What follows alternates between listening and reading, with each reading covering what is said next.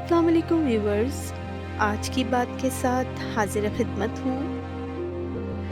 इरशाद कुदरत हो रहा है, फ़बिअय्यि आलाई रब्बिकुमा तुकज़्ज़िबान। ए गुरोहे जिन्न व इंस, तुम अपने रब की कौन कौन सी नेमतों को झुटलाओगे। व्यूवर्स, सूरह रहमान कुरान मजीद का 55वां सूरा, और इसमें इस आया करीमा की 31 मरतबा तकरार की गई है।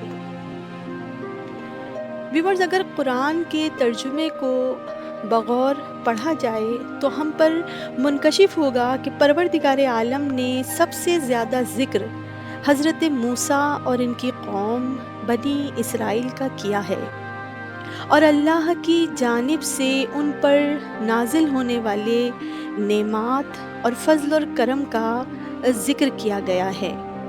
परवरदिगार आलम ने सबसे बड़ी नेमत बनी इसराइल के लिए ये बयान फरमाई है कि उसने फ़िरौन जैसे ज़ालिम हुक्मरान से इन्हें निजात दिलाई, इन्हें आज़ादी और इज़्ज़त और आबरू की ज़िंदगी नसीब की, इन पर मन्नो सलवा का नुज़ूल किया।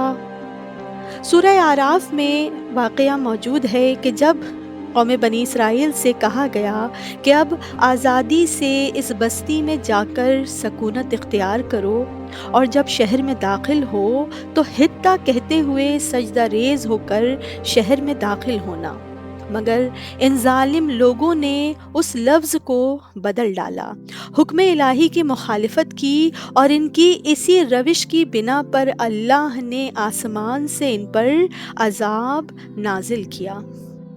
व्यूवर्स, इमाम जाफ़र सादिक़ अलैहिस्सलाम इरशाद फरमाते हैं कि कम तरीन शुक्राने नेमत इलाही ये है कि उस परवरदिगार की अता करदा नेमतों को इसकी नाफरमानी का ज़रिया न बनाया जाए।